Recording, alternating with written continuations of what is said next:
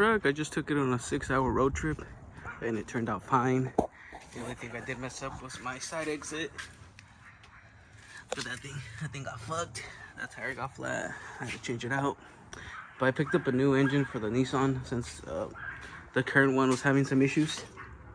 So I'm gonna tear it down and hopefully it's good. I'm starting a new video because when I swap that truck, I do want to record everything on it. So here it is. Supposedly it has 150,000 miles. It looks pretty clean on inside. It came with the wiring harness and accessories, but I'm throwing everything away. But let me start tearing it down. Yeah, it's an update. I did take off the timing cover. I'm prepping the block to get it clean because this shit is so filthy, guys. Hopefully it's good because I did find a bunch of broken timing guides, which are right there. But we're cleaning up the oil pan right now. It's right here. My little janky ass set up at the house. There's a truck actually. It actually still runs. It's still really good. So here's the actual little update on the truck. You guys, I didn't record any of this, but actually this truck has a shaved engine bay that I did right here in the front yard. And it did get painted red. I did do like a mini wire tuck. So actually the engine bay on this truck looks amazing, I think, for like a front yard build. So this thing's got everything done. I just missing that coupler to be black. But we're gonna have to swap out this engine. It runs, it just has a lot of blow by. As you can see, I turned it on for a couple minutes. As you can see, that thing's already blowing by. So it's pretty much done. I'm hoping that new block is better. I did take the motor fully apart, well, at least just to see what was wrong with it.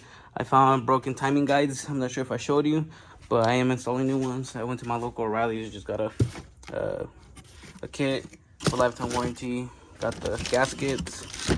I did weld my turbo drain on this oil pan. It looks kind of ugly, but I ran out of gas, so I just had to flex score it, so it looks doo-doo.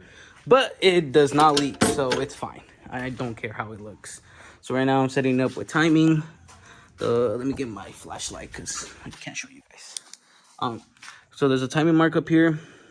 You can see that little arrow. That little arrow matches up with this front one, and then the color link with the other color link down there. So it should be pretty easy to set it up timing.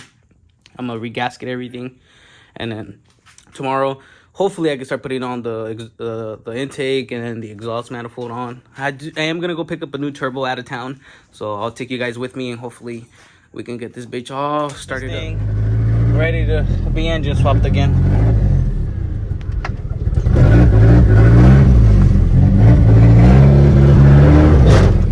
All right, here she is.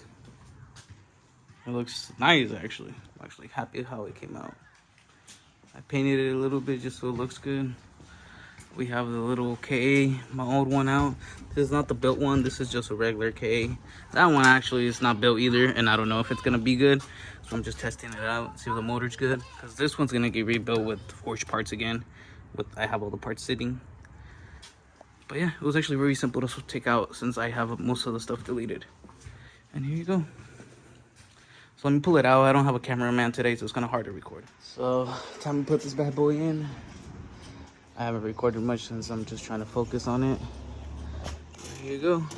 It should be in right now. I gotta strain this bitch out, and then hopefully it just drops in with no issues. But I don't have a cameraman, so I won't be able to show you. And I should need some help, but I should better knock it out myself right now, because I'm not trying to scratch another engine bay up since it's pretty. It's not the best, but it's pretty nice. But let's put this in. All right, guys. I did put the engine in now. It was a little struggle, not that bad. I put that new turbo drain, which looks really good. That new turbo. Still gotta put a filter on it. You gotta put my old valve cover on. This one's not on just because I didn't want to scratch it up. But it's coming out good now. Hopefully this engine's good. I'm about to get some oil. Finish up putting the exhaust bolts on, and then hopefully start it up and get you guys your first startup, just to see if the engine's good, and then after that I'll finish the rest because I still got to do the power steering, gotta put the radiator in, still gotta put the downpipe, a few little things, and then I should be able to. A little update today, guys. I I gotta get the Hardbody running for a meet, which I do want to record a lot of it. It's a mini truck meet here in SoCal. Not SoCal, my bad. Central Valley. And I'm trying to make this oil pan fit. This is a rear sump Hardbody pan that's been cut and welded and extended around 3/4 of an inch to clear the 240SX girdle. So it's pretty simple. I'll give you a rundown for anyone trying to do it. I didn't do it, one of my friends did. Well, basically he cut from here all the way to here, and then cut right here, and then technically just lifted this flap. And as he lifted it, he got at least 3/4 of an inch, and then just added a filler piece, tacked it right here, and then it fit perfectly. It's pretty much the same size as this, so you can run a 240, a Hardbody rear oil sump pan and a 240SX motor. And then I just created a little bracket, just tack welded it. It ain't going nowhere. It don't have to be pretty. It don't have to look good. It don't have to be nothing. But right now I already took off the old oil pan, which is the front sump.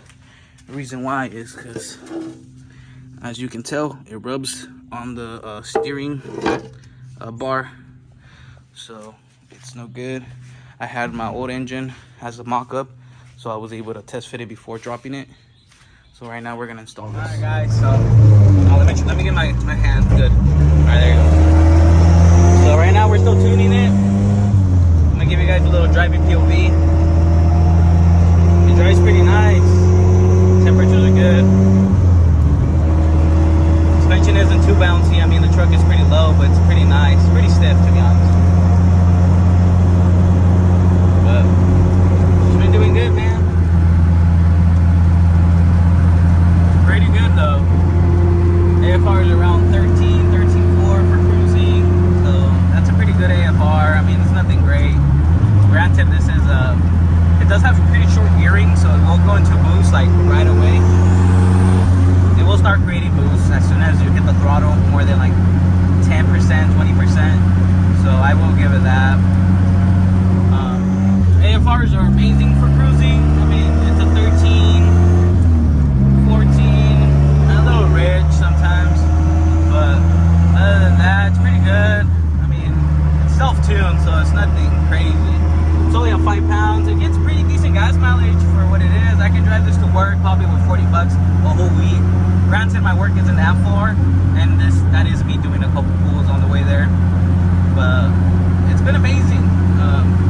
Pretty cool little truck, to be honest. This compared to my 6.0 Silverado is a lot different. My Silverado is just a lot more like crazier, like more torquey. You can just torque the shit out of it because you step on that bitch and that bitch will spin first, second, and third. Compared to this, it's a little more tame. But I want to say this is still faster. Let's do a little second gear pull, show you guys what this thing can do.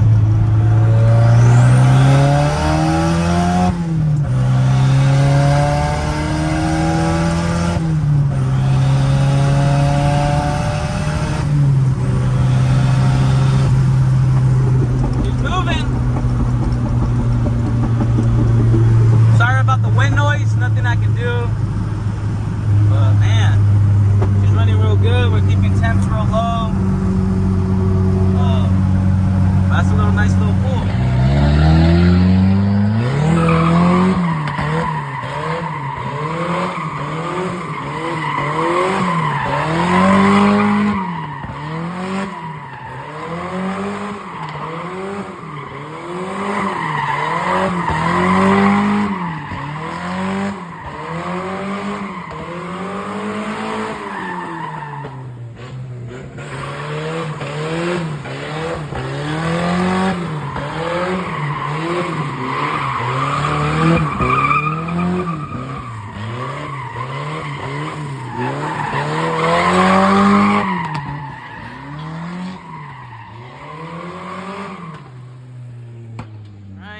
Here she is after the swap. I did finally finish it up. Here's the little engine bay. It's a little dirty, but I did end up shaving it. I did end up doing the most of what I could to it. Not the best, but it looks fine for what it is. And then here's the rest of the truck. It still looks the same. I didn't change nothing on it. I think I just added up the... I think the only thing... No, actually, no. This truck's still the same as you guys seen it. And it's the interior done. That's about it. But, oh, I got a new GP radiator. So that thing's pretty nice. It's all aluminum. But here she goes. She's all done up now. She still needs a little more work. I do want to do some paint on her and everything. But she's been running amazing recently. I have been able to beat on it with no issues. It's a nice new little billet turbo. For all the Hardbody guys asking me questions, I am going to give you a little rundown on it. So it's a KA with I think 150 or 160,000 miles on it from a 240SX. The transmission is still the original one from the Hardbody, and it does have a Clutch Max stage 3 6-punt clutch. It's not the best, but it runs really good. I mean, I haven't had no issues. It's not no top tier name clutch. It's on Megasquirt, which is right. That's why I have the computer, because I'm still trying to dial the tune in. It is a little finicky, I would say. Other than that, it has a twisted motion turbo. I picked it up real cheap. Everything else is pretty much stock, just made to work. Here's all the ugliness, all the wiring and stuff. I did try tucking most of it away, which I think I did a decent job to it. It doesn't have no AC or heater, which I could hook up the heater. Everything's right there for it. I just don't need it. My city doesn't get that cold enough to need heater. But she's been good, man. I would say if you guys want to boost your Hardbody, go for it. It's a badass little truck, real fun to drive. I'll try getting you guys a lot of POV driving with it. I do want to drift a lot with it. I just haven't had the spot or place or time recently. I did finally get the fitment real good, because my bed has always been tilted to the right side, which I know it's pretty common on Hardbodies, but as you can see now, it's pretty even. I mean, the road is a little tilted. It's way better than it has been. I do need some new rear clears. These are all worn out, yellowed. And then for the guys asking me about the diff, it's a V6 diff, 3.9 gearing. Amazing. Can't break that. Well, I haven't been able to. It has a little nice quiet exhaust to it. It's a pretty good truck. But enough talk.